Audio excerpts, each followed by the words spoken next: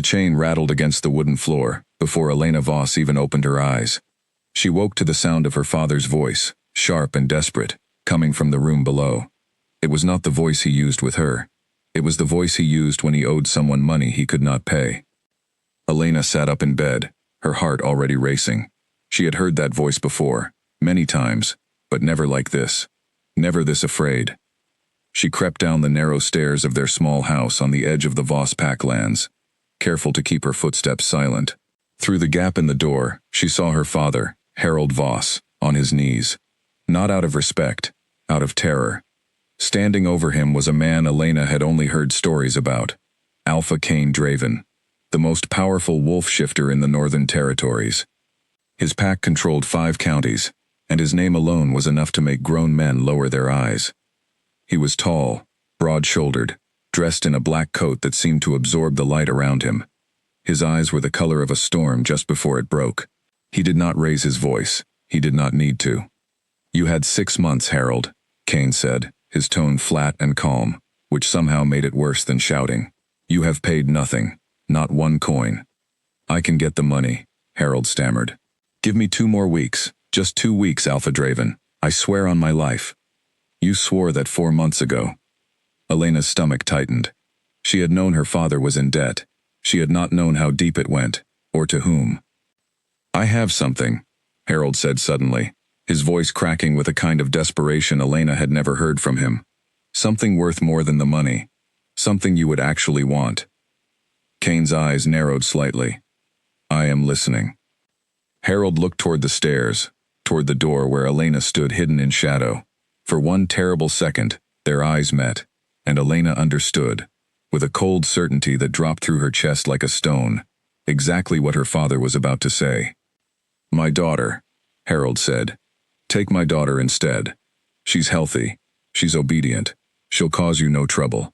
Cancel the debt, and she's yours." The silence that followed felt like it lasted an hour, though it could not have been more than a few seconds. Elena did not scream. She did not cry out.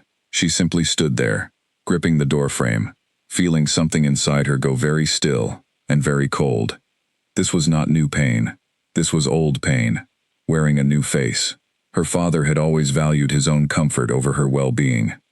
He had sold pieces of their life before, her mother's jewelry, the family car, the small savings her grandmother had left her for school.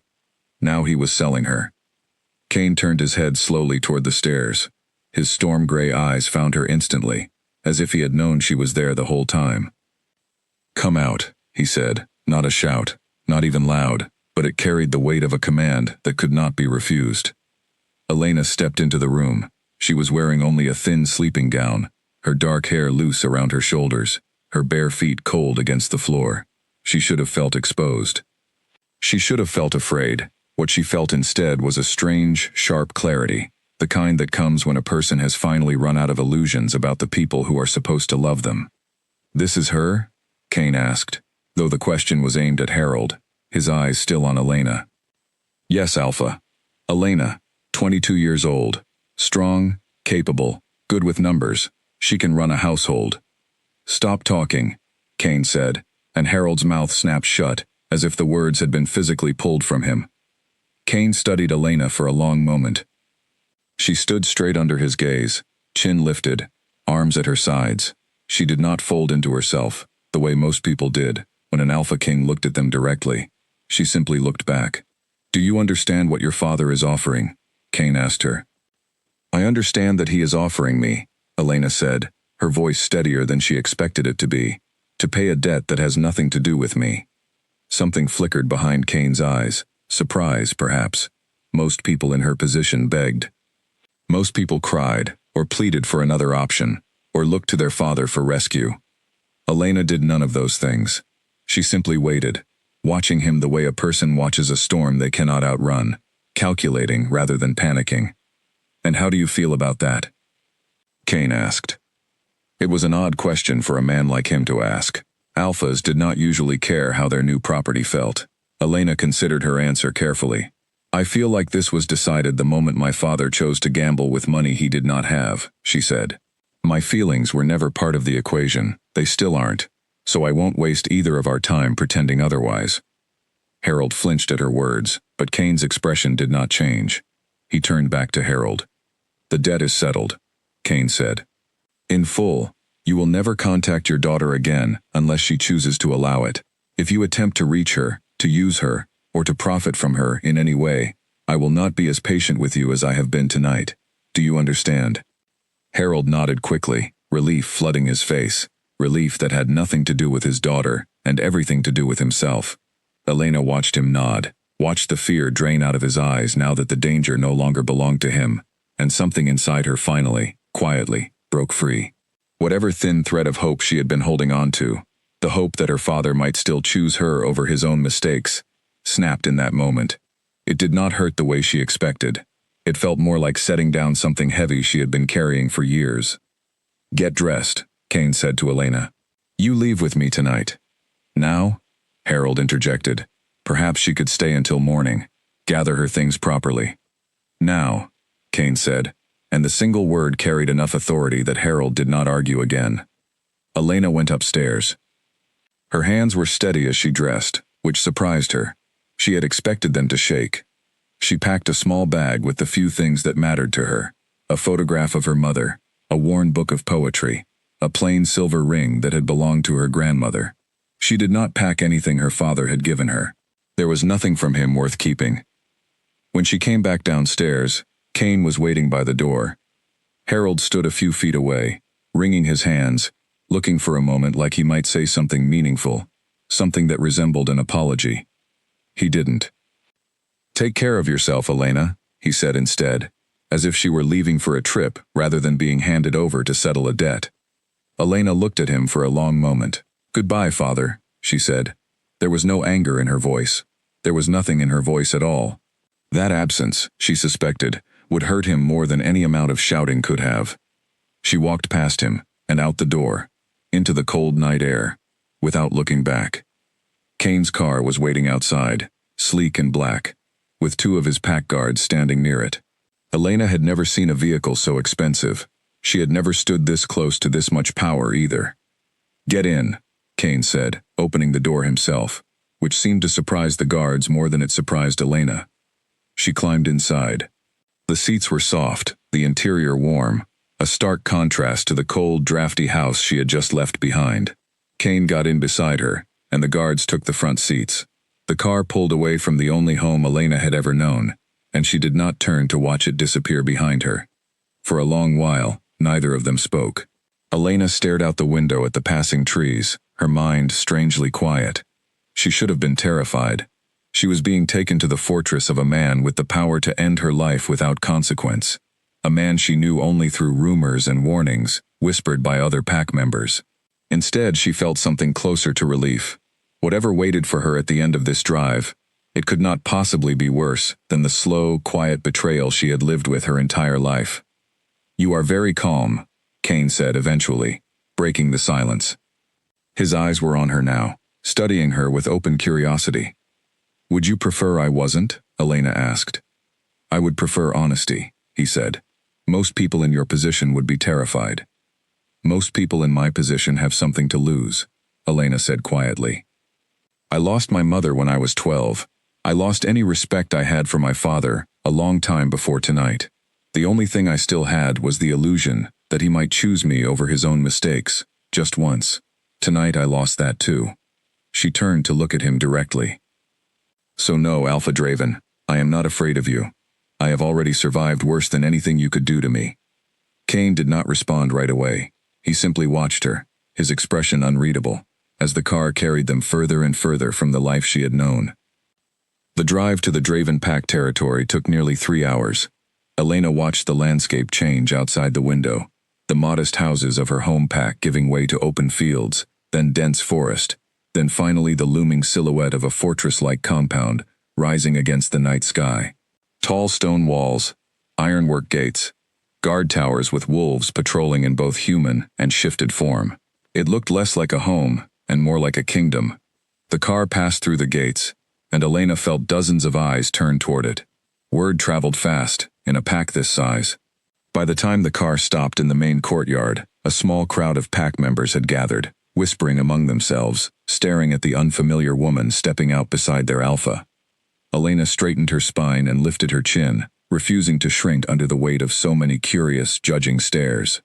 Whatever she was to these people, hostage, servant, curiosity, she would not give them the satisfaction of watching her cower. A tall man, with sharp eyes, and an air of quiet authority approached them. He looked at Elena, then at Kane, his expression carefully neutral, though Elena could sense the questions he was holding back. "Alpha," the man said with a respectful nod. "I wasn't told we were expecting a guest." "She is not a guest, Corwin," Kane said. "She is settling her father's debt." Corwin's eyebrows rose slightly, but he said nothing further. Elena got the sense that questioning the Alpha's decisions was not something this man did lightly, whatever he might privately think. "Prepare a room for her," Kane continued, "near mine." That instruction seemed to surprise Corwin more than anything else that had happened so far. He glanced at Elena again, this time with a flicker of genuine curiosity, before nodding and turning to relay the order. Elena stood in the torchlit courtyard, surrounded by strangers, in a place she had never imagined she would be, holding a small bag containing everything she had left in the world. She should have felt lost. Instead, standing there under the watchful eyes of an entire pack, facing a man whose reputation alone could silence a room, Elena felt something unfamiliar begin to settle inside her. Not fear. Something closer to determination. Whatever this new life demanded of her, she would meet it the same way she had met everything else, with her eyes open, her spine straight, and her fear, whatever there was of it, kept carefully, privately, to herself. Kane watched her for a long moment before turning toward the main hall, expecting her to follow, and as Elena fell into step beside him, walking into the heart of a world built entirely around the man who now, in the eyes of pack law, owned her, she made herself a quiet promise. She would survive this. She would survive it the same way she had survived everything else in her life so far, on her own terms. Inside the fortress, the halls were lit with warm amber light, a strange contrast to the cold stone exterior. Elena walked beside Kane, aware of every set of eyes that followed them from doorways and side corridors. Pack members paused mid-conversation to watch her pass. A young woman near the kitchen entrance whispered something to her companion, who quickly shushed her, though not before Elena caught the word debt carried on the air. She kept her face calm. She had spent years learning how to hide what she felt behind a steady expression, and that skill served her well now. Even as her mind raced with questions she refused to ask out loud. What was expected of her here? What role she was meant to play? Whether the room being prepared for her was a bedroom, or a cell dressed up to look like one. Kane led her up a wide staircase, past portraits of solemn-faced ancestors, and old battle banners hung along the walls, until they reached a corridor quieter than the rest. Only a handful of doors lined this hallway, each one spaced far apart, suggesting privacy rather than crowding. Elena understood, without being told, that this was where the most important people in the pack slept, which made it stranger still that she was being brought here. Corwin was waiting outside one of the doors, a set of keys in hand. "The room is ready, Alpha," he said, though his eyes lingered on Elena with unspoken curiosity. "Good," Kane said. He turned to Elena. "This will be your room. You are not a prisoner here. You will not be locked in. But I expect you to remain within the pack grounds unless you are given permission to leave." "And if I don't want permission?" Elena asked, testing the boundaries of whatever arrangement she had just been forced into. Kane's eyes met hers, something unreadable passing behind them. "Then you will find that leaving without it is unwise. Not because I will stop you, because the world beyond these walls is far less forgiving to an unprotected woman than anything you will find inside them." It was not quite a threat. It was something closer to a warning, delivered with the same flat honesty he had used with her father. Elena studied him for a moment, trying to understand the man standing in front of her. A man capable of destroying her father's life with a few words, yet careful, almost deliberate, in how he spoke to her. "I understand," she said finally. Corwin opened the door and stepped aside. The room beyond was larger than Elena's entire bedroom back home, furnished simply but well. A soft bed with clean linens, a writing desk near the window, a small seating area with a fireplace already lit against the evening chill. It was, by any measure, a comfortable space. far more comfortable than she had expected. "There are clothes in the wardrobe," Kane said. "Corwin's mate arranged them earlier this evening, once we knew you would be arriving." Elena blinked in surprise. "You knew I would be coming? Before tonight?" "I suspected your father might attempt something like this," Kane said. "He has been running out of options for weeks. I did not expect it to be his own daughter, but I have learned not to underestimate what desperate men are willing to sacrifice." There was no cruelty in the way he said it, only a tired kind of honesty that suggested he had seen this pattern before, in other families, other debts. Elena found herself studying him again, trying to reconcile the ruthless alpha king of rumor with the man now standing patiently in her doorway, explaining himself to a woman he had every right to simply command. "Rest," Kane said. "Tomorrow we will discuss what your place here will look like going forward. Tonight, you have earned the right to simply breathe." He turned and walked away before she could respond, Corwin following a step behind him, leaving Elena alone in the doorway of a life she had never asked for and could not yet fully understand. She stepped inside and closed the door softly behind her. The room was silent except for the gentle crackle of the fireplace. Elena set her small bag down on the bed and sat beside it, finally allowing her shoulders to drop, finally allowing the tight control she had held onto all night to loosen, just slightly, now that no one was watching. She did not cry. She had promised herself years ago that she would not waste tears on things she could not change. Instead, she sat quietly, staring into the fire, turning the events of the night over in her mind, like stones she was examining for cracks. Her father had sold her. That much was simple and undeniable. But the man who had taken her, the man everyone feared, had not behaved the way she expected a man like that to behave. He had asked how she felt. He had explained himself. He had given her a room with a fireplace and clean linens instead of a cell with iron bars. It did not erase what had happened. It did not make her circumstances any less unwanted, but it left her with a strange, unsettled curiosity about the man who now, according to pack law, owned the debt that was her life. Elena rose from the bed and walked to the window, looking out over the fortress grounds bathed in silver moonlight. Somewhere out there, beyond the walls, her father was likely already asleep, free of his debt, free of the daughter who had been the price of his freedom. She would not think of him again tonight. She refused to give him that power. Instead, she turned her thoughts toward tomorrow, toward the unknown shape of the life waiting for her within these walls, and toward the strange, careful man who had looked at her fear, or the absence of it, and seemed more curious about it than anything else. Whatever happened next, Elena decided, she would face it the way she had faced everything else, wide awake and completely unafraid. Morning came softly through the tall window, sunlight spilling across the wooden floor of Elena's new room. For a moment, waking in unfamiliar sheets, she forgot where she was. Then the memory of the previous night settled over her like a weight, and she sat up slowly, taking in the space around her in the honest light of day. It was, she had to admit, beautiful. The stone walls were softened by warm tapestries. The wardrobe, when she opened it, held a small but carefully chosen collection of clothing, simple and well-made. Nothing extravagant, but nothing cheap either. Someone had paid attention to her size, her likely preferences, even the modest colors she tended to favor. It unsettled her slightly, how much thought had gone into preparing for a guest who had arrived only hours earlier. A soft knock came at the door before Elena had finished dressing.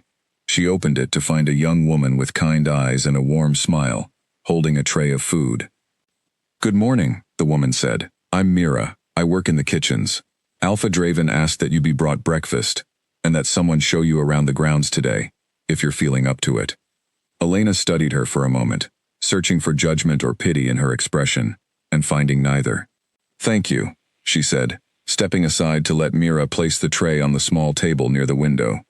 "You're the talk of the whole pack, you know," Mira said conversationally, setting out the food.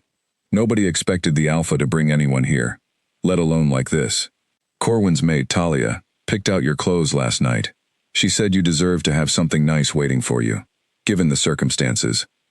The mention of kindness extended by strangers, people who had no reason to care about her at all, caught Elena off guard. "That was thoughtful of her," she said quietly. "Talia's like that, Mira said with a shrug. Most of us are, honestly. The Alpha's strict, but he's fair. Doesn't let people go hungry or homeless, if he can help it. That's part of why the pack respects him, even the ones who fear him. Elena filed that information away carefully. It painted a different picture than the one whispered stories had given her. A picture of a man who ruled through fear alone. She wondered which version was closer to the truth, or whether both could be true at once. After breakfast, Mira led her through the fortress, pointing out the training grounds, the dining hall, the healer's quarters, the library that occupied an entire wing near the eastern tower. Pack members watched Elena as she passed, some with open curiosity, others with quiet suspicion, but none with the open hostility she had braced herself for. Near the training grounds, Elena spotted a woman with sharp features and expensive clothing standing apart from the others, watching Elena's approach with cool, assessing eyes. Mira's easy chatter faltered slightly as they drew closer. "That's Lyra," Mira said quietly. "The Alpha's cousin. Best you keep your distance, at least until she decides what she thinks of you." Before Elena could respond, Lyra stepped directly into their path, her gaze sweeping over Elena from head to toe, with the kind of practiced disdain that came from years of privilege. "So this is the debt payment," Lyra said, her voice smooth and cutting. "I have to admit, I expected someone a bit more impressive. Kane usually has better taste." "Lyra," Mira said warningly. "I'm only being honest," Lyra replied, though her eyes never left Elena. "It's not every day the Alpha King brings home a stray to settle some farmer's gambling debt. People are curious. I'm simply asking the questions everyone else is too polite to voice." Elena felt the familiar tightening in her chest that came with confrontation, but she refused to let it show on her face. She had faced worse than a jealous cousin with sharp words. "I'm not sure what answer you're looking for," Elena said evenly. "I didn't choose to come here. I also didn't choose to explain myself to strangers who've already decided what to think of me." Something flickered across Lyra's expression, surprise perhaps, or grudging respect, though it was gone before Elena could be certain. "Careful," Lyra said, her voice dropping lower. "This pack has seen plenty of women pass through Kane's life. None of them lasted. I wouldn't get too comfortable in that room near his, if I were you." She turned and walked away without waiting for a response, leaving Elena standing there with Mira, who let out a low breath once Lyra was out of earshot. "Don't mind her," Mira said. "She's wanted the Alpha's attention for years. Never gotten it, not really. She doesn't take well to anyone else being close to him." "I'm not close to him," Elena said. "I'm a debt he collected." Mira gave her a curious look but said nothing further, simply continuing the tour, as though the exchange had never happened. Elena, however, found herself thinking about Lyra's words long after the moment had passed, turning them over in her mind with the same careful scrutiny she gave everything that threatened to unsettle her calm. Later that afternoon, Elena was summoned to Kane's study. She had expected a grand, imposing room to match his reputation, but instead found something quieter: shelves of books, a large wooden desk covered in papers, a fireplace crackling low against the afternoon chill. Kane sat behind the desk, looking up as she entered. "Sit," he said, gesturing to the chair across from him. Elena did, folding her hands in her lap, waiting. "I want to be direct with you," Kane said, setting down the paper he had been reviewing. "Your father's debt is settled. You are not a servant here, and you are not a prisoner, but you are also not free to simply leave, not yet, not until I understand what protecting you will require, and not until the terms of your situation are fully clear to both of us." "And what terms would those be?" Elena asked. "That depends," Kane said, "on what you want from this arrangement." Elena blinked, caught off guard by the question. "You're asking what I want?" "I am." She studied him for a long moment, trying to detect some hidden motive behind the question, and finding none. "I want to understand my place here," she said finally. "I want to know what's expected of me, so I'm not spending every day guessing whether I've done something wrong. And I want the truth, even when it's inconvenient. I've had enough people in my life who preferred comfortable lies." Kane's expression shifted slightly, something like approval crossing his features. "That I can give you," he said. "Your place, for now, is simply to exist here safely, while we determine a longer arrangement. Nothing is expected of you beyond basic pack courtesy." And I will always give you the truth, even when it costs me something to do so. Even about my father, Elena asked. Especially about your father, Kane said. He is a man who trades in desperation and half-truths. I have no interest in becoming another version of him in your life. The directness of his answer settled something uneasy in Elena's chest, though she was careful not to let her relief show too plainly. Thank you, she said quietly. Do not thank me yet, Kane said. This is still an unusual arrangement, and it will draw attention, questions, perhaps even challenges from within the pack. I will not pretend it will be simple. I've already met your cousin, Elena said dryly. A faint, almost imperceptible smile touched the corner of Kane's mouth. Lyra has never been known for subtlety. Ignore what she says. Her opinion carries no weight in decisions that concern you. Elena nodded, filing that reassurance away, alongside everything else she had learned in her first full day inside these walls. As she rose to leave, Kane's voice stopped her at the door. Elena. She turned back.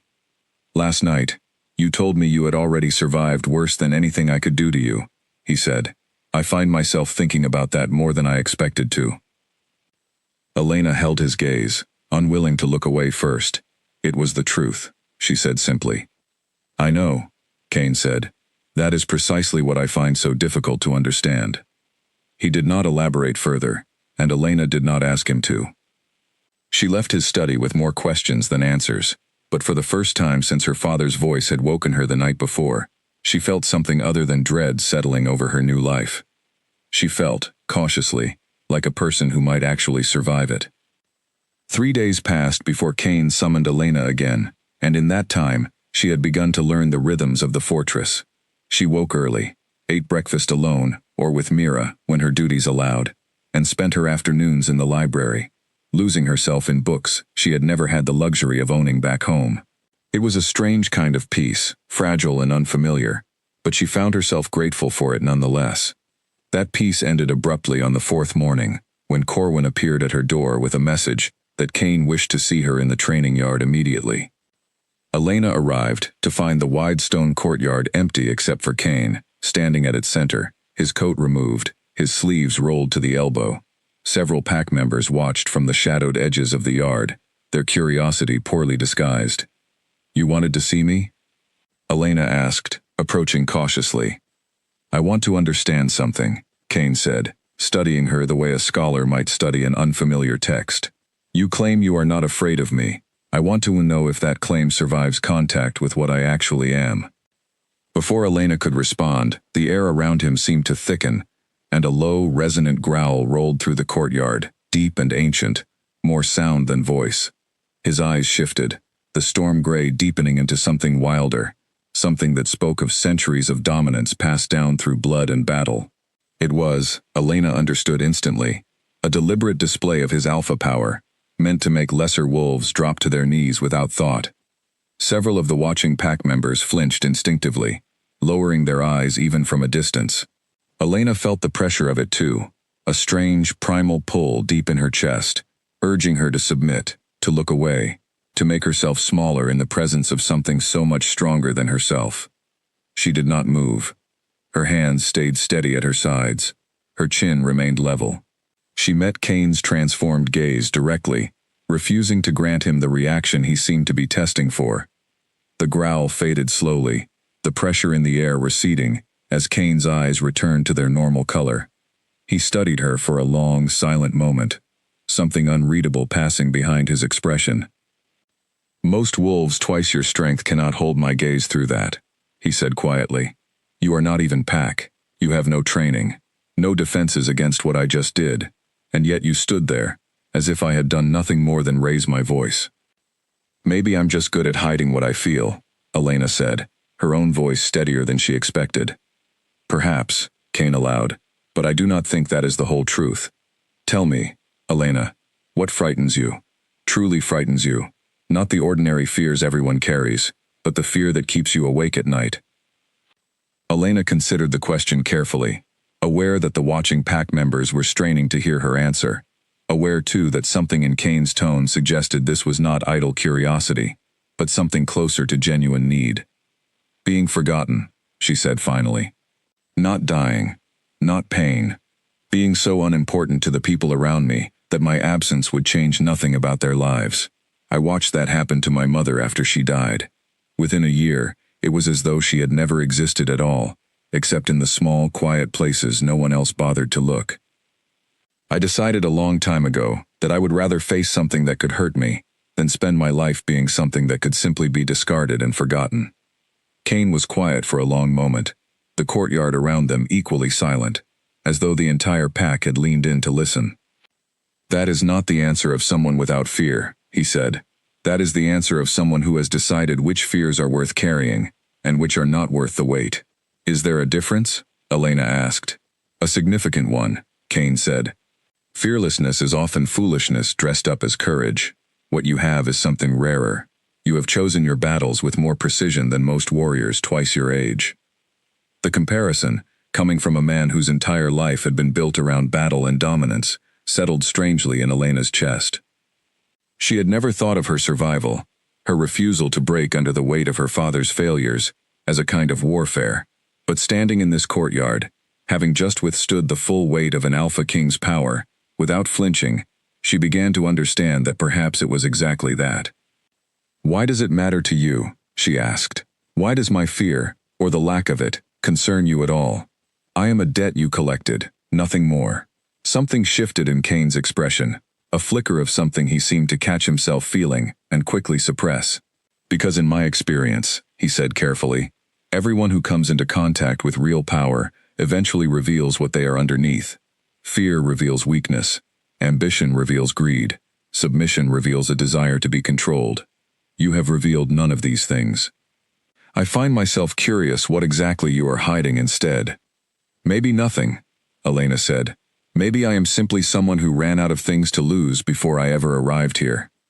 "Perhaps," Cain said again, though his tone suggested he was far from convinced. "Walk with me." He turned and began walking along the edge of the courtyard, and Elena, after a brief hesitation, fell into step beside him, aware of the pack members watching their departure with open curiosity. "You handled that better than I expected," Cain admitted as they walked, his voice lower now, meant only for her.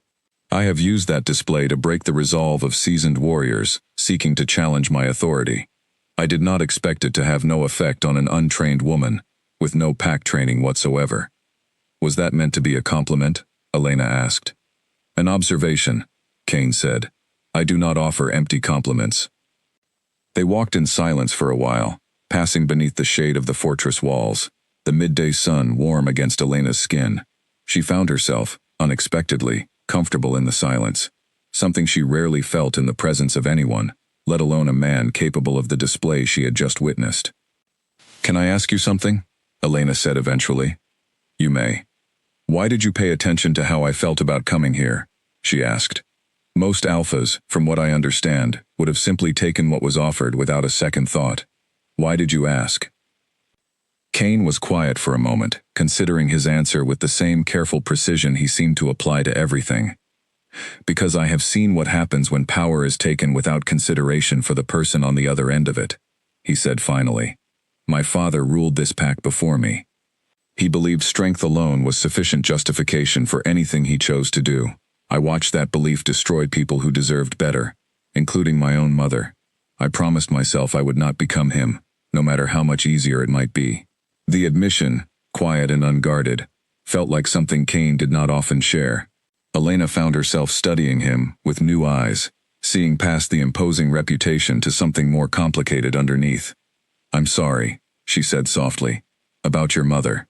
"It was a long time ago," Cain said, though something in his voice suggested the wound had not fully healed, despite the years that had passed. "I tell you this only so you understand why your answer, back in that courtyard, mattered to me. I have no interest in ruling over someone who has been broken into submission. I would rather understand what makes a person choose not to break at all." Elena did not have a response for that, not one she trusted herself to speak aloud without revealing more than she intended. Instead, she simply walked beside him in comfortable silence, aware that something between them had shifted, subtly, but unmistakably, in the space of that single conversation. By the time they returned to the main hall, The pack members who had witnessed the display in the courtyard were already whispering amongst themselves, their curiosity about the debt woman transforming into something closer to reluctant respect. Elena caught snatches of their conversation as she passed, words like remarkable and unshaken, and even, from one older pack member, worthy. She did not know yet what that growing respect might mean for her future within these walls.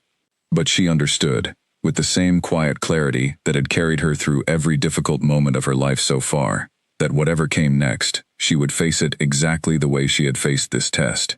Steady, unshaken, and entirely her own. A week into her new life, Elena found herself settling into a routine she could never have predicted for herself. Mornings began with breakfast, in the small dining nook near the kitchens, where Talia, Corwin's mate, had taken to joining her more often than not. Talia was warm in a way that felt entirely genuine, quick to laugh, quicker still to offer honest opinions without any of the careful calculation Elena had grown used to expecting from people. She had chosen Elena's wardrobe that first night, without ever having met her, simply because, as she put it, nobody should have to wear borrowed sadness on top of everything else. "You're doing better than most would, you know," Talia said one morning, stirring honey into her tea. "I've seen people brought here under worse circumstances completely fall apart within days. You're still standing." "I don't feel like I have much choice," Elena admitted. "Falling apart doesn't fix anything, it just gives people something to watch." Talia studied her for a moment, something thoughtful in her expression. "That's a very practical way to survive a very impractical situation." "It's the only way I know," Elena said simply. Their conversation was interrupted by the arrival of Corwin, who greeted his mate with a brief kiss, before turning his attention to Elena with the same measured formality he had shown since her arrival. "The Alpha has asked that you join the evening council dinner tonight," Corwin said.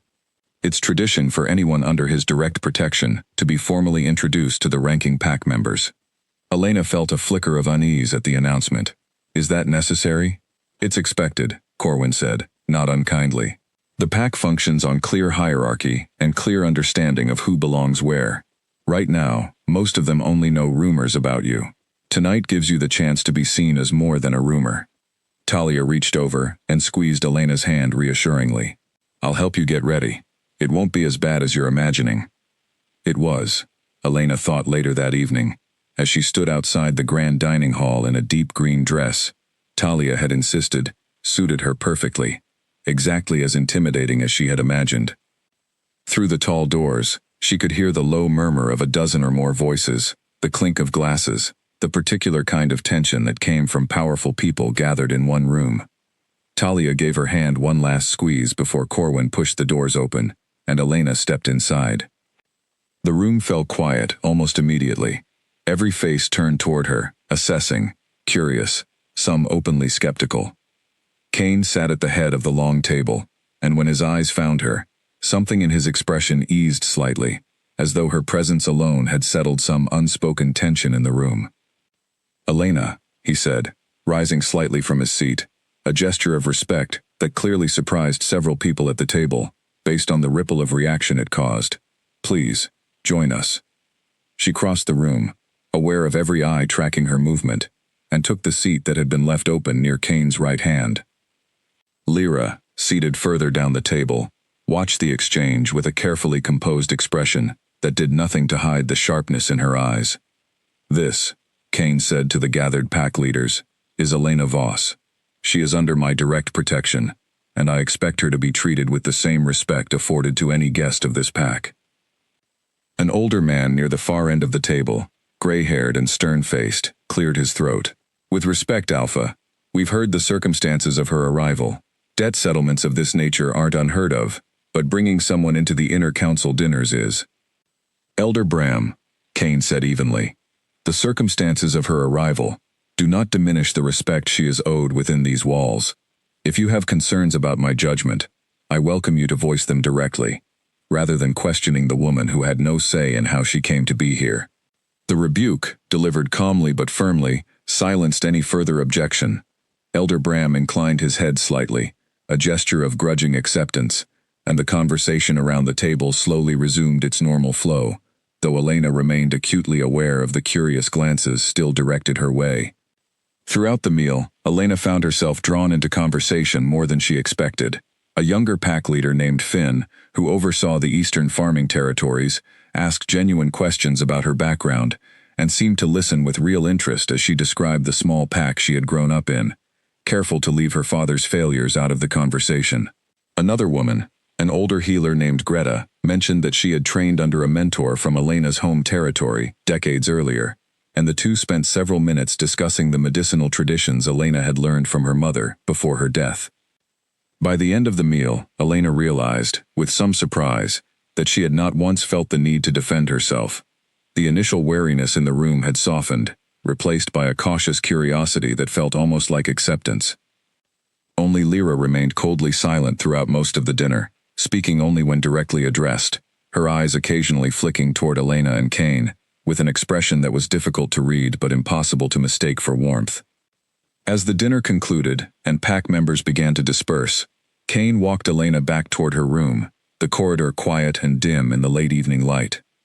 "You did well tonight," he said. "Elder Bram is not an easy man to satisfy." "I didn't do anything except answer questions honestly," Elena said. "That is precisely what made the difference," Kane replied. "This pack has seen plenty of people attempt to charm their way into favor.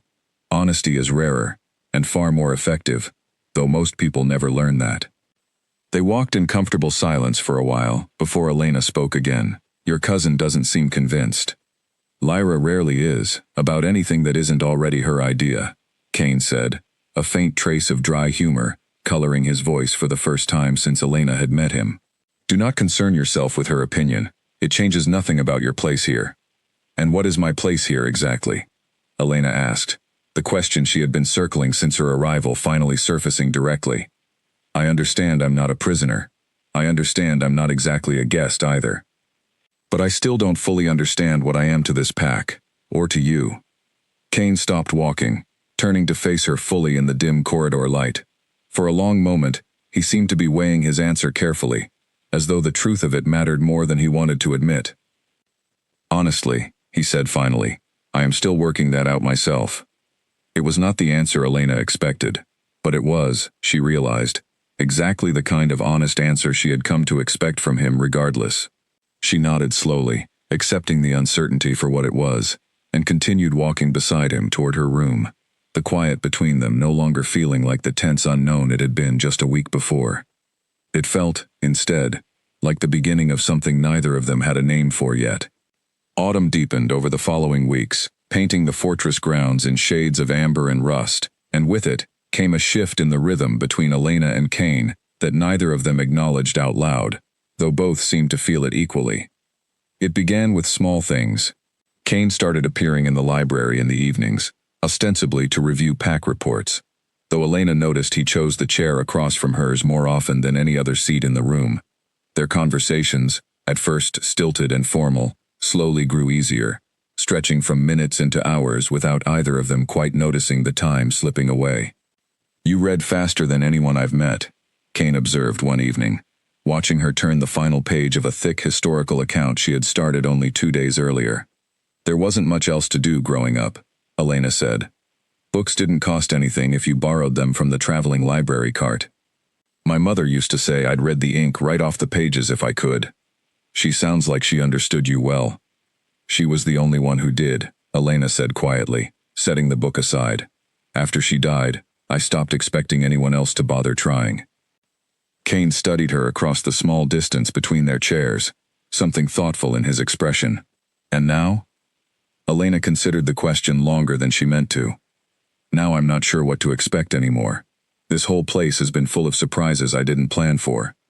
"Good surprises, I hope." "Some of them," Elena admitted, a small smile tugging at the corner of her mouth despite herself.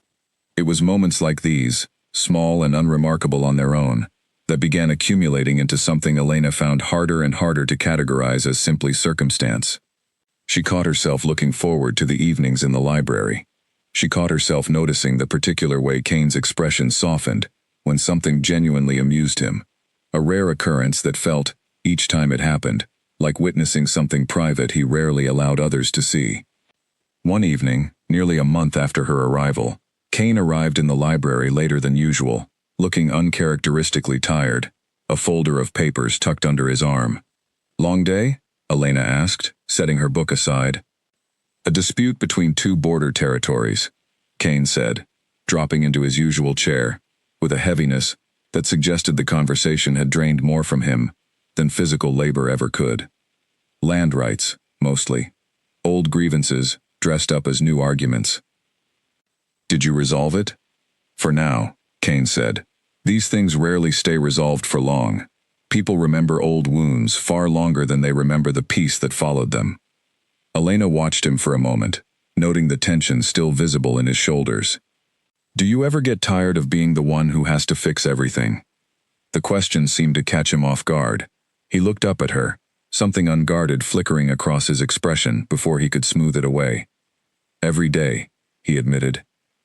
"But there is no one else who can carry it, so the tiredness is simply part of the position." "That sounds lonely," Elena said softly. "It is," Kane said, the admission quiet and unexpected.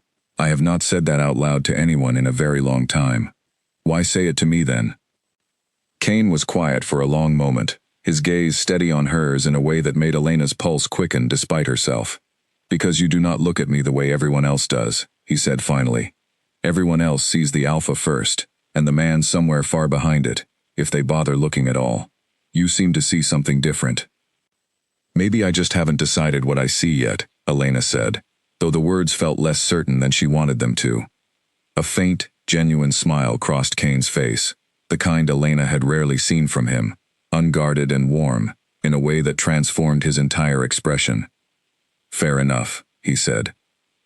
They sat together in comfortable silence after that, the fire crackling low in the hearth, neither of them reaching for a book or a report, simply existing in each other's company, in a way that felt, to Elena, dangerously easy. It was during one such evening, weeks later, that the careful distance between them finally cracked in earnest. Elena had been laughing, genuinely laughing, at a story Kane told about a disastrous diplomatic dinner from years earlier, when she noticed him watching her with an expression she hadn't seen from him before, something warmer and more unguarded than simple curiosity. Her laughter faded slowly under the weight of his gaze. "What?" she asked, suddenly self-conscious. "Nothing," Kane said, though he did not look away. "I simply do not think I have heard you laugh like that before. I find I would like to hear it again." The quiet honesty of the admission settled something warm and unfamiliar in Elena's chest, a feeling she was not entirely prepared for and did not know quite what to do with. "You could just tell more embarrassing stories about yourself," she offered, deflecting the moment with humor, because she did not trust herself to respond to it directly. Kane's smile widened slightly. "I have several more, if that is truly what it takes. I might hold you to that. I would not mind if you did," he said, and something in the quiet sincerity of his voice told Elena that he meant it far more seriously than the light-hearted exchange suggested. Later that night, lying awake in her room, Elena found herself replaying the evening over and over, trying to understand the strange, unfamiliar warmth that had settled into her chest and refused to leave. She had not expected to feel anything toward the man who had, only weeks earlier, taken possession of her as payment for her father's failures. She had certainly not expected that feeling to be something dangerously close to fondness. She told herself it meant nothing. She told herself it was simply gratitude, or relief, or the natural result of proximity and shared conversation over quiet evenings. But even as she tried to convince herself of simpler explanations, some honest part of her recognized the truth taking shape beneath the surface of her carefully guarded heart. Whatever this was becoming between them, it was no longer simply a debt, and no longer simply circumstance. And that realization frightened her far more than anything Kane's alpha power had shown her in that courtyard weeks before. It happened on a quiet afternoon, when the rain kept most of the pack indoors, the kind of gray, steady rain that made the whole fortress feel smaller and more intimate than usual. Elena had retreated to the library as she often did, but instead of reading, she found herself simply staring out the tall window at the water streaking down the glass, lost in thoughts she rarely allowed herself to visit. Kane found her there an hour later, still staring out at the rain, her book unopened on her lap. "You look far away," he said, settling into the chair across from her, without waiting for an invitation. a familiarity that had grown naturally between them over the past weeks. I was thinking about my mother, Elena admitted. Rain always makes me think of her. She used to say the sky was crying for everyone who couldn't cry for themselves. She sounds like she had a poet's heart. She did, Elena said, a small, sad smile touching her lips. She wanted to be a healer originally, before she married my father. She gave that up for him, like she gave up so many other things. I used to wonder if she regretted it, but she never let it show, not even at the end. What happened to her? Kane asked gently, his voice careful in a way that told Elena he understood he was stepping into fragile territory. Elena was quiet for a long moment, turning the question over before finally answering. She got sick when I was 11. Some kind of wasting illness the local healers couldn't identify, let alone treat. My father spent what little money we had on treatments that didn't work, and when that ran out, he simply stopped trying. I think, looking back, he had already given up before she did. I sat with her every day after that, reading to her, trying to keep her spirits up, because someone had to, and it clearly wasn't going to be him. How old were you when she died? 12, Elena said. I remember exactly how it happened, exactly what she said to me before the end. She told me not to let anyone convince me that surviving meant becoming hard. She said there was a difference between being strong and being closed off, and she made me promise I would remember that difference, even after she was gone. Have you kept that promise? Kane asked quietly. Elena considered the question honestly, perhaps for the first time in years. I don't know, she admitted. I think I spent so long protecting myself from my father's disappointments that I forgot how to be anything other than careful. It's strange being here. This place should have made me more closed off than ever. Instead, I find myself remembering pieces of who I used to be, before all of that carefulness became necessary. I would like to hear more about who that was, Kane said, if you are willing to share it.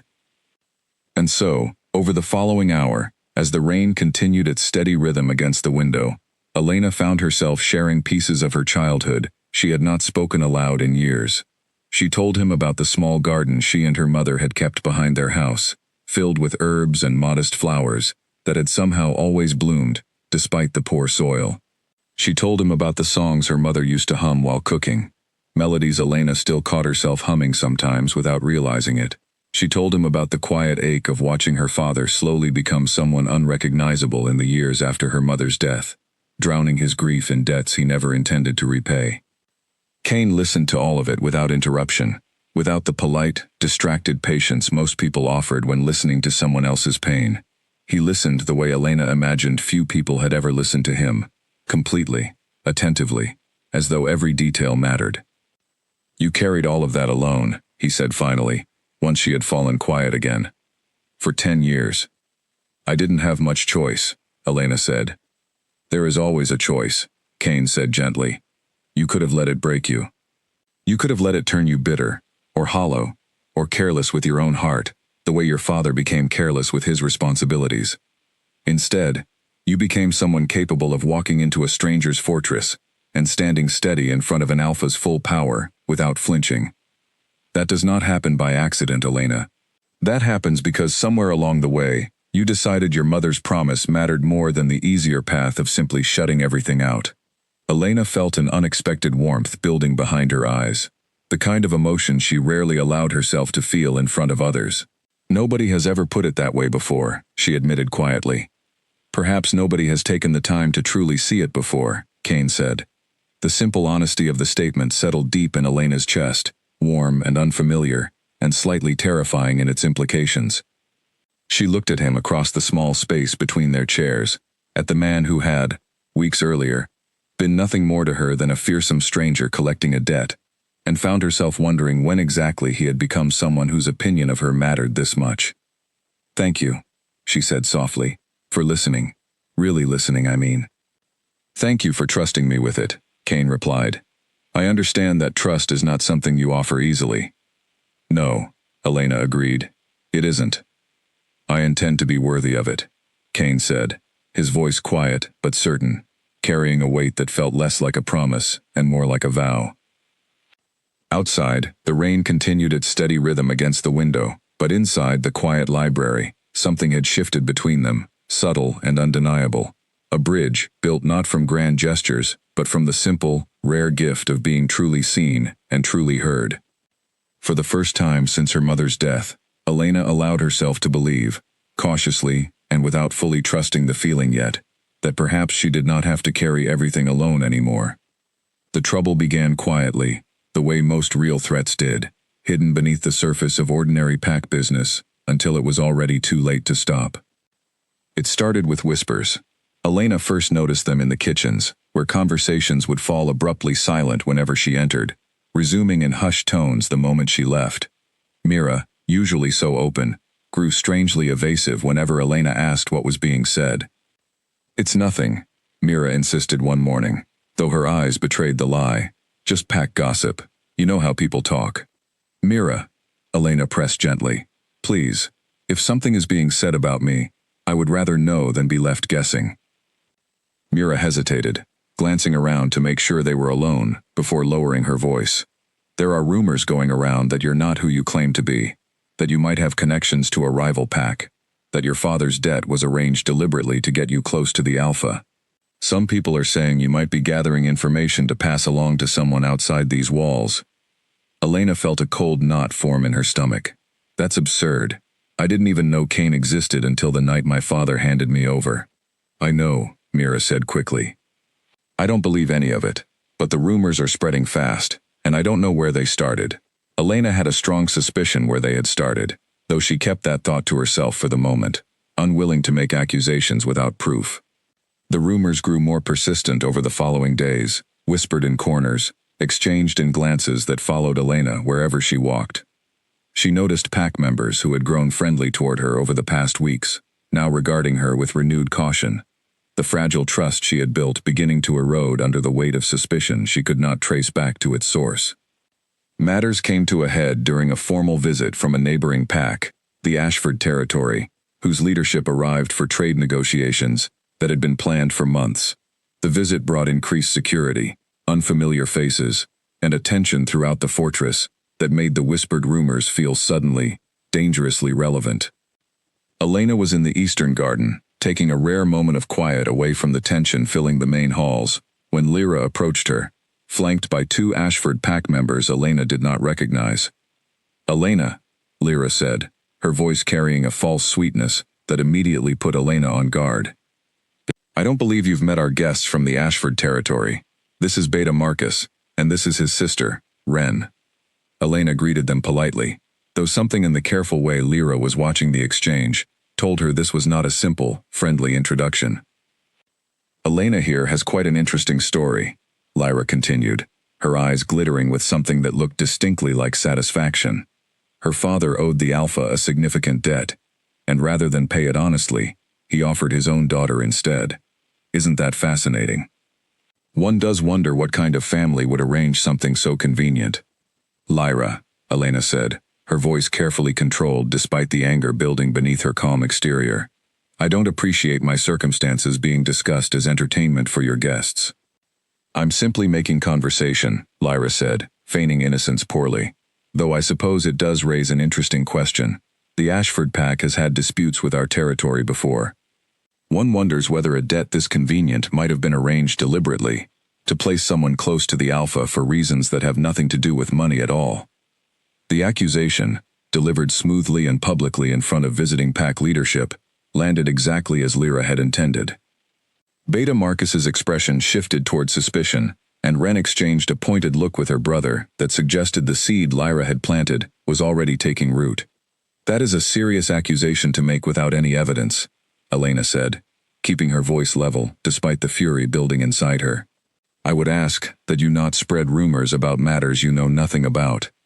"I know what everyone knows," Lyra said with a shrug, "that you arrived here suddenly, under suspicious circumstances, and have somehow managed to work your way into the Alpha's private confidence within a matter of weeks.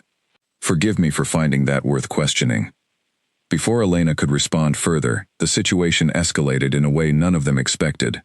A commotion arose near the main gate, shouts, and the sound of alarm horns cutting through the tense afternoon air.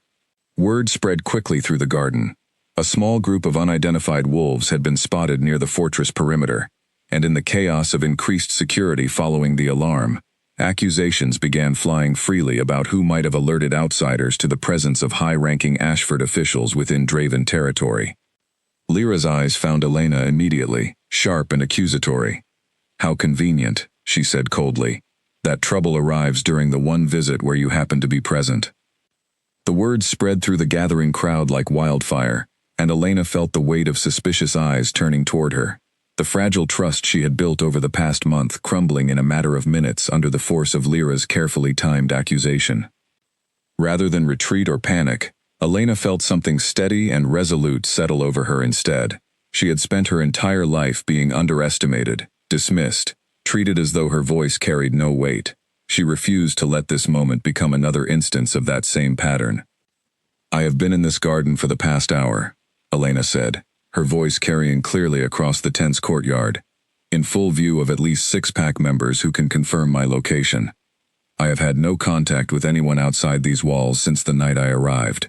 If anyone believes otherwise, I welcome a full and honest investigation, because I have absolutely nothing to hide."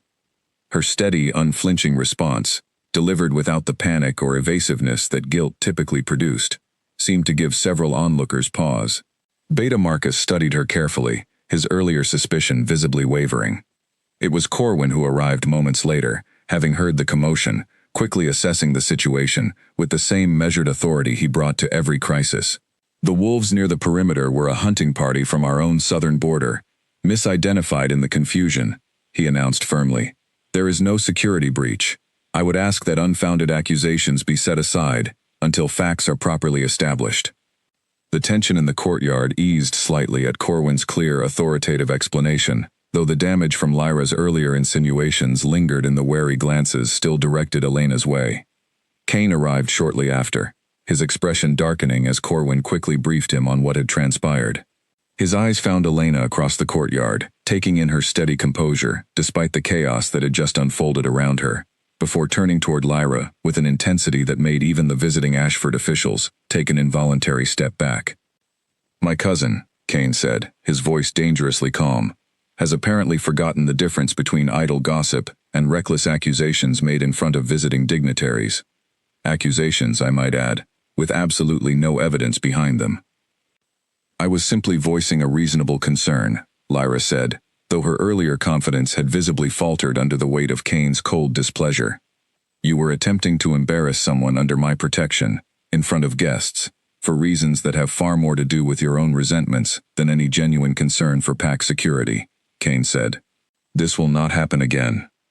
The public rebuke, delivered without raised voices but with unmistakable authority, silenced any further protest from Lyra, who retreated from the courtyard with her composure, visibly shaken for the first time since Elena had arrived. Later that evening, once the visiting Ashford officials had been reassured, and the fortress had settled back into its normal rhythm, Kane found Elena in her room, checking on her privately, rather than through a messenger. "Are you all right?" he asked, genuine concern evident in his expression. "I'm fine," Elena said, though the exhaustion of the day was clearly written across her features. "It wasn't the first time someone has assumed the worst about me, without bothering to ask for the truth first." "It should not have happened at all," Kane said, something fierce and protective coloring his voice. "I will speak with Lyra further. This behavior will not continue." "Thank you," Elena said quietly, "for believing me, for standing up for me in front of your guests." "I did not simply believe you," Kane said, stepping closer, his gaze steady on hers. "I know you, Elena. I have spent the past month learning exactly who you are, and nothing about what happened today matches the person I have come to know." The quiet certainty in his voice, the fierce protectiveness radiating from him despite his usual careful control, settled something warm and unshakable in Elena's chest.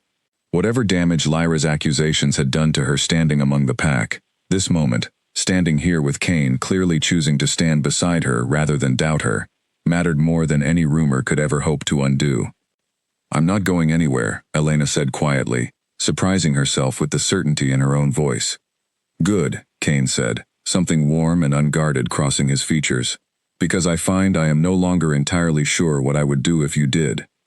2 months into her new life, just as Elena had begun to believe the past truly belonged in the past, her father found a way to reach her again. It happened on an ordinary afternoon, the kind that had become comfortably routine over the past weeks. Elena was in the garden with Talia, discussing plans for the coming winter harvest, when Corwin approached with an expression that immediately told her something was wrong. "There's a man at the gate," Corwin said carefully. "He's asking for you by name. Says he's your father." Elena felt her stomach drop, the peaceful afternoon shattering instantly under the weight of a past she had worked hard to leave behind. "What does he want?" "He wouldn't say, not to the guards," Corwin said. "The Alpha has been informed. He's asked that you decide whether you wish to see him, or whether you would prefer he be turned away entirely." Elena stood in silence for a long moment, weighing the decision carefully. Every instinct told her to refuse, to let her father discover exactly what it felt like to be turned away by someone who had once needed him. But another part of her, quieter and more curious, wanted to understand what had brought him here, wanted to see for herself whether anything about him had changed since the night he sold her to settle his own failures. "I'll see him," she said finally, "but not alone." Kane was waiting in his study when she arrived, his expression carefully neutral, though the tension in his shoulders betrayed his own concern about the situation. "You do not have to do this," he said. "I can have him removed from the grounds without further discussion." "I need to hear what he has to say," Elena said. "Otherwise I'll spend the rest of my life wondering."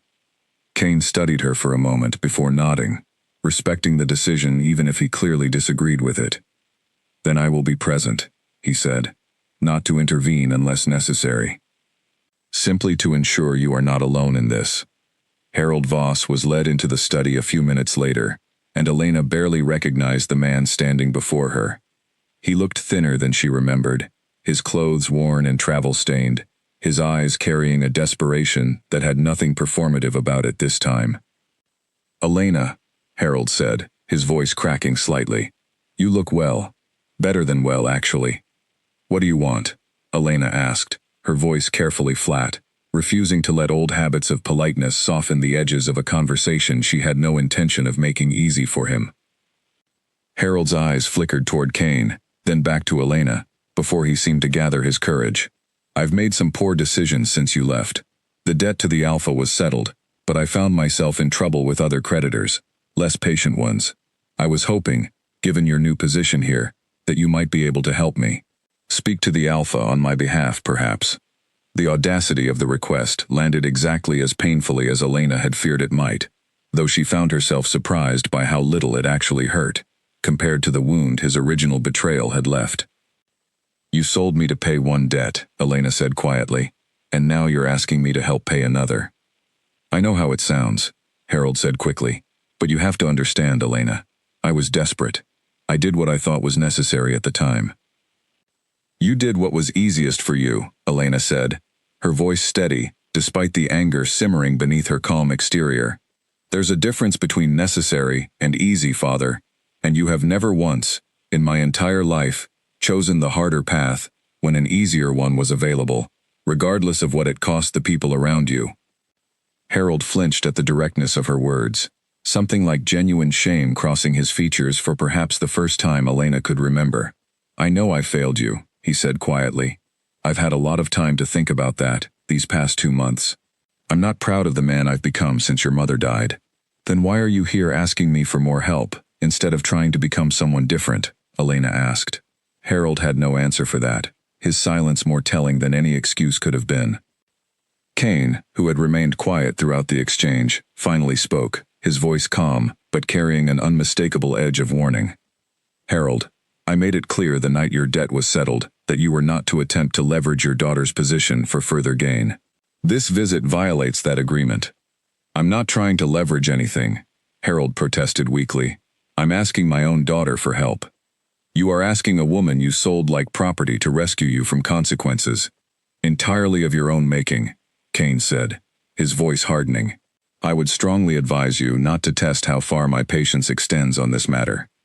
Harold's face paled at the clear threat underlying Kane's words, and for a moment, Elena almost pitied him, watching the same pattern of consequences finally catching up to a man who had spent years avoiding them.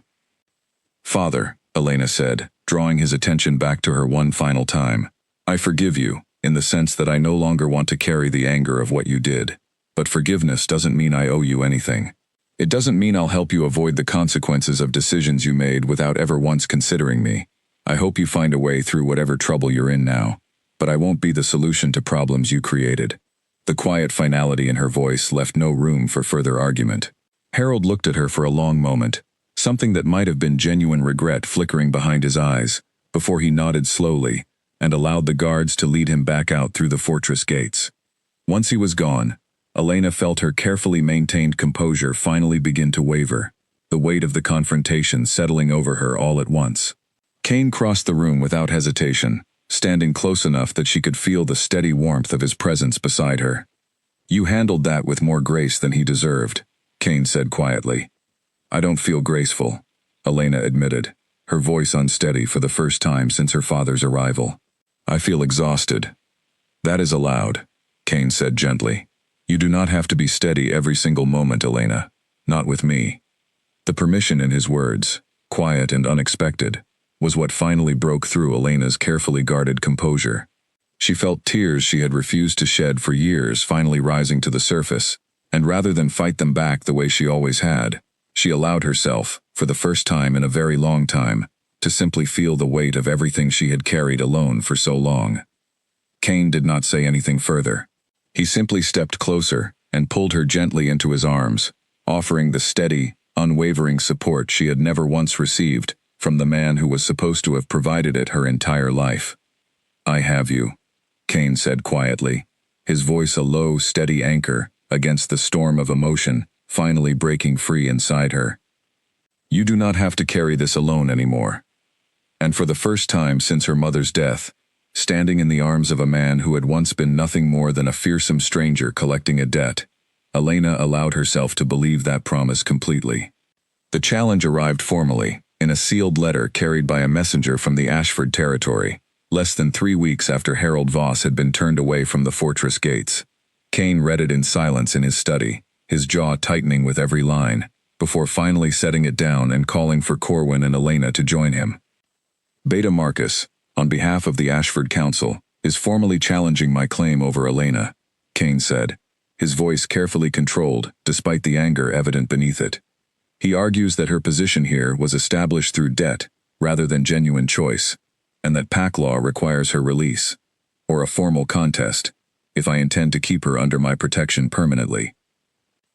Elena felt a cold wave of fear settle over her, sharper than anything she had experienced since her arrival. Can they actually do that?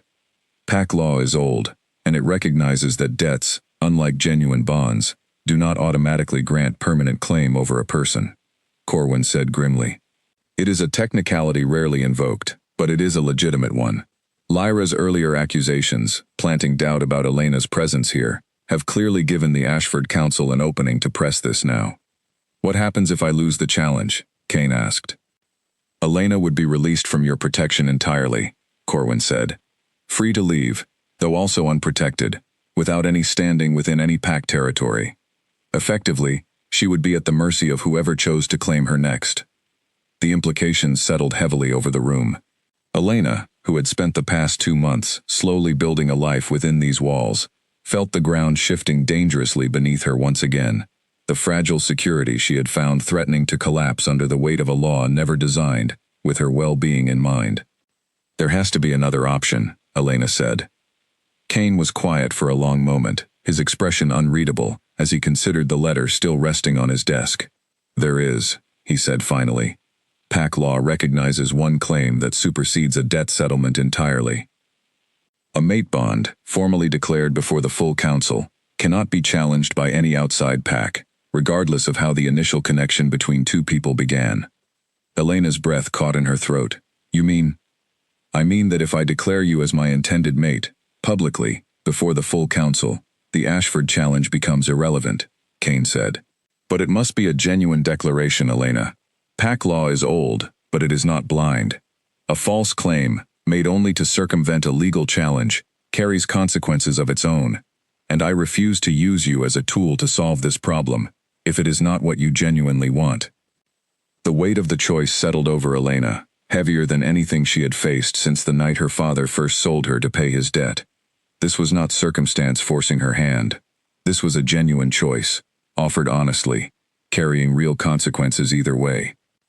"I need time to think," Elena said quietly, and Kane nodded immediately, without pressure or protest, exactly as she had come to expect from him. She spent the following 2 days in careful, quiet reflection, walking the fortress grounds alone, replaying every moment of the past 2 months in her mind. She thought of the night she had arrived, terrified and betrayed, expecting cruelty, and finding instead a man who had asked how she felt. She thought of the courtyard test, of standing steady beneath his full alpha power while he asked her, with genuine curiosity rather than mockery, why she wasn't afraid. She thought of quiet evenings in the library, of the warmth in his voice when he admitted his own loneliness, of the fierce protectiveness he had shown when Lyra's accusations threatened to unmake everything Elena had carefully built. She thought, too, of her mother's promise, the one she had carried for 10 years like a shield against the world. Do not let anyone convince you that surviving means becoming hard.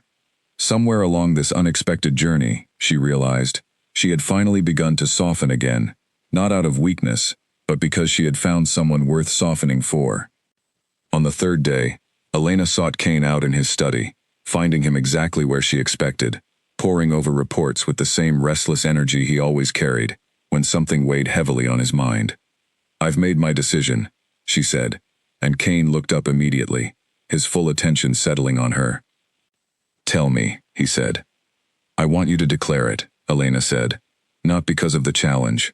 Because somewhere over these past 2 months, without either of us planning for it, I stopped seeing you as the man who collected my father's debt, and started seeing you as someone I genuinely want beside me. If that's a mate bond, then yes, Kane, I choose it. I choose you." Something in Kane's expression shifted entirely, the careful control he maintained, even now finally giving way to something raw and unguarded. He crossed the room and took her hands gently in his. "Elena," he said, his voice quieter than she had ever heard it, "I have ruled this pack for 8 years, without once considering that I might find something worth ruling it for beyond duty alone. You have given me that. I do not say this lightly, and I do not say it because of any challenge or any law. I love you. Whatever declaration I make before the council tomorrow will simply be putting words to something that has already been true for weeks." The words settled over Elena like warmth after a long, cold winter, and she found herself smiling through unexpected tears, the same tears she had once refused to let anyone witness. "I love you too," she said softly. "I think I have for longer than I was willing to admit, even to myself." The following morning, the full council gathered in the great hall. The tension of the impending challenge, thick in the air, as Beta Marcus and his Ashford delegation took their seats, across from the Draven leadership. Elena stood beside Kane at the front of the hall, her hand steady in his, despite the weight of every watching eye. "Beta Marcus," Kane said, his voice carrying clearly across the silent hall, "you have challenged my claim over Elena Voss, arguing that a debt settlement does not constitute a genuine bond. You are correct, it does not. Which is why I stand before this council today to formally declare Elena as my intended mate, chosen freely, by both of us, independent of any debt or obligation that first brought us together." A murmur rippled through the gathered council, and Elena felt every eye in the room settle on her, though for the first time since her arrival, she did not feel the need to brace herself against their judgment. "I choose him," Elena said clearly, her voice steady and unwavering. "Not because of any debt, and not because of any law. I choose him because he is the first person in my life who ever asked what I wanted, and genuinely waited for the answer." Beta Marcus studied the two of them for a long moment, the challenge in his expression finally giving way to grudging acceptance. "A genuine mate bond declared before full council cannot be contested," he said formally. "The Ashford territory withdraws its challenge." The tension in the hall broke all at once, replaced by a swell of murmured approval from the gathered council members, many of whom had come to respect Elena over the past months. Kane turned to her, his eyes warm with an emotion Elena had never seen from him before their journey began, and in front of the entire assembled pack, he pressed a gentle kiss to her forehead, sealing a declaration that had begun as debt and ended, against every expectation either of them once held, as genuine choice. Winter arrived gently over the fortress in the weeks following the council declaration, blanketing the grounds in soft white snow that made the whole territory feel, to Elena, like a place finally at peace after months of uncertainty. The pack had shifted noticeably in its treatment of her since that day in the Great Hall. Elder Bram, once so skeptical, now greeted her with genuine warmth whenever their paths crossed. Even the pack members who had once whispered rumors in the kitchens now spoke to her with open respect. The suspicion that had once followed her every step, finally replaced by something closer to belonging. Lyra, for her part, had grown quiet in the months since her scheme unraveled so publicly. Cain had not exiled her, understanding that family, however difficult, deserved a chance at genuine change, but her influence within the pack had diminished considerably, and she seemed, slowly, to be learning the value of humility she had never before been forced to consider. Elena stood now at the window of what had once been simply her room, and was now, following the formal mating ceremony held just days earlier, a space she shared fully with Cain. She watched the snow fall softly over the training yard, where she had once stood unflinching before his full alpha power, the memory feeling both distant and impossibly close all at once. "You're thinking again," Cain said, joining her at the window, his arms settling comfortably around her from behind. "I can always tell." "I was thinking about that first night," Elena admitted, leaning back into his warmth. "How terrified I should have been, and wasn't. How strange it is that the thing everyone found so remarkable about me turned out to be the very thing that led me here." "I asked you once why you weren't afraid," Cain said quietly. "Do you remember what you told me?" "I told you I'd already survived worse than anything you could do to me," Elena said, smiling faintly at the memory. "I think I understand now why that mattered so much to you." "Because I had spent my entire life surrounded by fear," Cain said. "Fear of my power, fear of my position, fear disguised as respect from people who never once looked past what I represented to see who I actually was. You never gave me that fear. You gave me honesty instead, from the very first moment we met, and I did not realize until much later just how desperately I had been waiting for someone to do exactly that." Elena turned in his arms to face him fully, studying the man who had once been nothing more to her than a fearsome rumor, and was now the center of a life she had never imagined possible. "My father sold me to pay a debt," she said softly. "I spent that first night certain my life was over, that whatever came next could only be some new version of the same betrayal I'd always known. Instead, I found someone who asked what I wanted, who kept asking, over and over, in 100 small ways, until I finally remembered how to want things for myself again." "You were never a debt to me," Cain said, his voice fierce with quiet certainty. "Not after that first conversation. You were something else entirely, something I did not have words for until much later. I am grateful, every single day, that your father's failures somehow led you to my door, even though I would never wish the pain that brought you here on anyone." "I've made peace with it," Elena said, and found, saying the words aloud, that they were finally, genuinely true. "It brought me here. It brought me to you. I can't regret a path that led to this, even if I would never have chosen the beginning of it."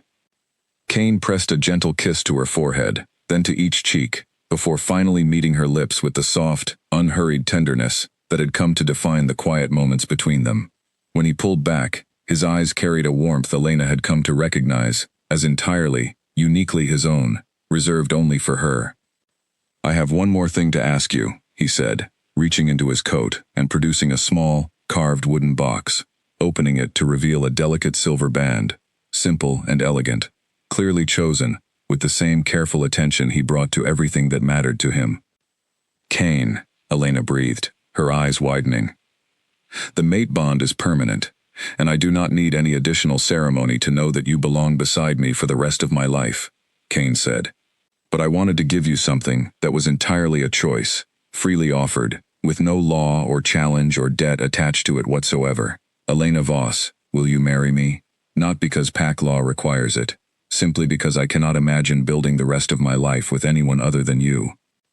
Elena felt tears rising, warm and unguarded, as she looked at the man kneeling before her, the Alpha King who had once acquired her as payment for a debt, and had instead given her back everything her father's betrayal had once threatened to take away. "Yes," she said, her voice thick with emotion. "Yes, Cain, 1,000 times, yes." He slid the ring onto her finger with careful, reverent hands, and when he rose to pull her into his arms once more, Elena felt, for the first time in her entire life, completely and utterly safe. Not because of his power, not because of his position, but because he had proven, in 100 small and significant ways, that he saw her exactly as she was, and had chosen her anyway. Outside, the snow continued to fall gently over the fortress that had once felt like a cage, and now, standing in the arms of the man she loved, felt entirely, unquestionably like home. Her father had sold her to pay a debt he never intended to honor honestly. But Elena Voss, the woman who had walked into a stranger's fortress, with her chin lifted and her fear carefully hidden away, had found something no debt could ever have purchased. She had found a place where she was chosen, freely and completely, not for what she could provide, but simply for who she was. And that, she knew now, standing in the quiet warmth of Kane's embrace, as winter settled softly over their home, was worth more than anything her father could ever have owed, or anything she could ever have lost. It was, at last, exactly where she belonged.